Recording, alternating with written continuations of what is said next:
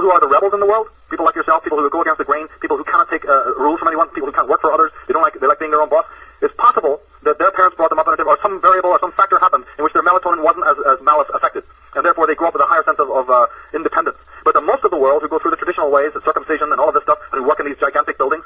I was going to mention circumcision too. I was just going to mention that, because circumcision, I mean, that's just got to be so traumatic on a child. It's, yeah. That's an amazing analogy, though. I mean, with the light, that I've never even came close to thinking of anything on those means until now. Right. So. Well, now that you know this, now observe why it is that the lights are left on in the cities all over the world. I am just awestruck. People have left work at 5 o'clock.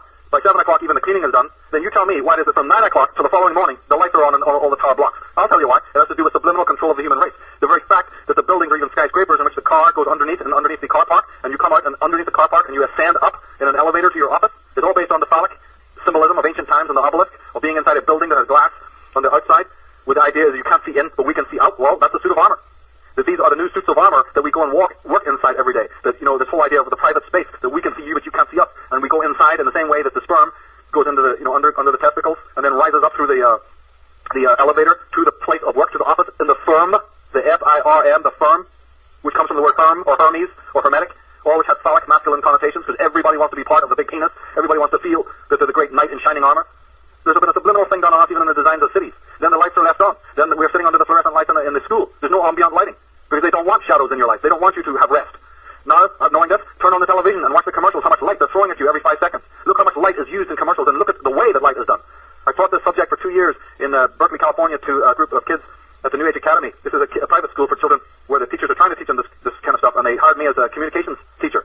So I would bring them videos and videos and videos. I've got hours and hours and hours and hours of commercials, and we would look at them in a totally different way. Excuse me, I don't want you to turn your TV off. I want you to turn it on. I don't want you to be a cynic of your society. I want you to be a critic of it. Now I want you to study what it is that they're doing on you and empower yourself, so then you have the right filters to keep the rubbish out. Turning the TV off isn't going to help. Find out how the power is being used on you. And you know something? You've never seen kids change so fast to become incredible, shining examples of human beings, because somebody told them, hey, you're not broken, it's the world that's broken, let me show you how. In fact, I know you know it's broken, you tell me how it's done. Well, kids are only too happy to tell you what's wrong with the world, if you're willing to listen. Exactly. And that's what we did. Kids are the most honest of beings, that's for sure. Aren't they? And they are fully aware of what's wrong, it's just nobody's bothered asking them. Yeah, well, definitely pay attention. You know why I was telling these kids, it's like, hey, do you know that you're not broken, but it's your parents and the system that is broken? It was almost like somebody had taken a weight of all these kids' shoulders that very moment. Just in telling them that, it was almost like some entity had just departed from the building, like an exorcism had taken place. Because nobody has even told most of the children of the earth that simple fact.